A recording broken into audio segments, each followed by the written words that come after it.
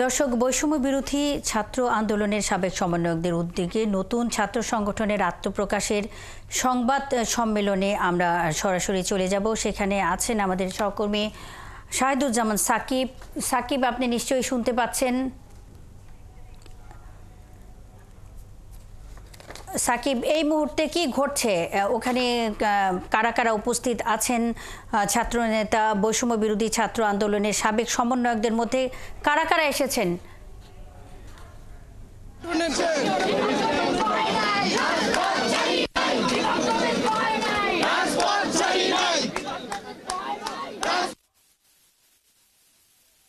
ছাত্র সংগঠনের ঘোষণা হওয়ার কথা ছিল, সেই ঘোষণা কিন্তু দেওয়ার আগেই একদল আসলে বিক্ষোভ করছে। তা আমরা যতটুকু জানতে পেরেছি, তারা বিভিন্ন বেসরকারি বিশ্ববিদ্যালয়ের শিক্ষার্থী, তারা বলছেন যে শুধুমাত্র নিয়ে এই নতুন ছাত্র সংগঠন আত্মপ্রকাশ করছে আর এই তারই প্রতিবাদ করছেন এবং কিন্তু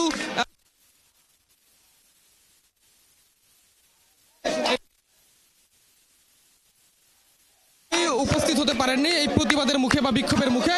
এখানে কিন্তু শিক্ষার্থীরা, প্রাইভেট বিশ্ববিদ্যালয়ের যারা শিক্ষার্থী রয়েছেন, তারা স্লোগান দিচ্ছেন। তারা বলছেন যে প্রাইভেট বিশ্ববিদ্যালয়ের শিক্ষার্থীদের এই বৈষম্য বিরোধী অস্বীকার, তাদের ছাড়াই এই নতুন ছাত্র সংগঠন ঘোষণা করা হচ্ছে, তার প্রতিবাদ।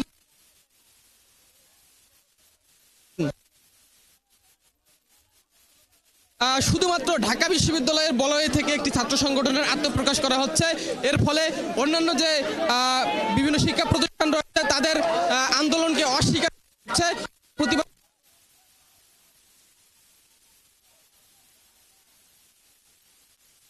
এখন পর্যন্ত বিক্ষোভের মুখে কিন্তু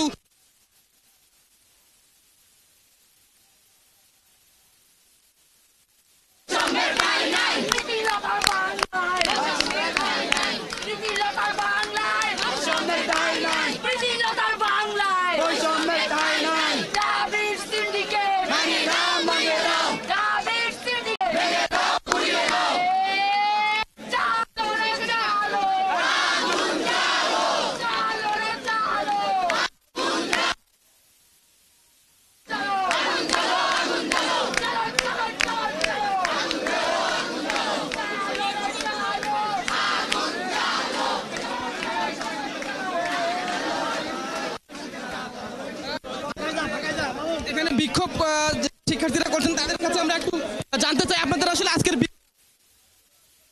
আমাদের মূল উদ্দেশ্য হচ্ছে গিয়ে ঢাকা বিশ্ববিদ্যালয় কেন্দ্রিক যে একটা সিন্ডিকেট, ঢাকা বিশ্ববিদ্যালয় কেন্দ্রিক যে একটা প্রায় বাজারের কমিটি দেওয়া, ওই কমিটিটা আমরা মানি না।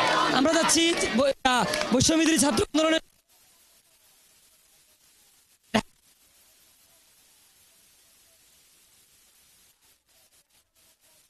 এই ফেসিস্ট হাসিনাকে পতন করছে। সেম এইভাবেই এখন সকল ছাত্র সংগঠন নিয়ে সবার মতামতের ভিত্তিতে সবাইকে প্রায়োরিটি দিয়ে তারপর একটা ছাত্র সংগঠন করা হোক।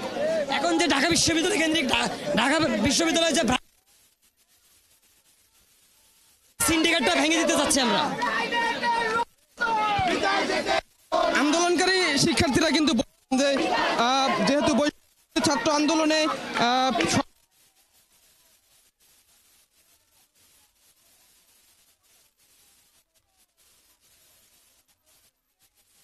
প্রকাশ করছে, তাদের সবার সঙ্গে পরামর্শ করা হয়নি, সবার মতামত নেওয়া হয়নি।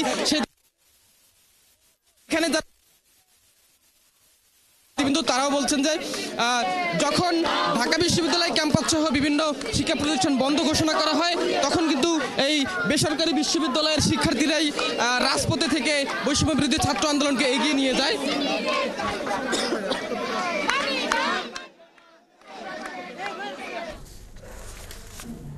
দর্শক, আমরা দেখছিলাম যে বৈষম্য বিরোধী ছাত্র আন্দোলনের সাবেক সমন্বয়কদের উদ্যোগে নতুন ছাত্র সংগঠনের আত্মপ্রকাশের সংবাদ সম্মেলন হওয়ার কথা ছিল, কিন্তু অন্যান্য শিক্ষা প্রতিষ্ঠানের শিক্ষার্থীরা এসে এই সংবাদ সম্মেলনে প্রতিবাদে বিক্ষোভ করছেন। সেখানে রয়েছেন আমাদের সহকর্মী শাহিদুজ্জামান সাকিব, তিনি জানাচ্ছিলেন সবশেষ খবরাখবর।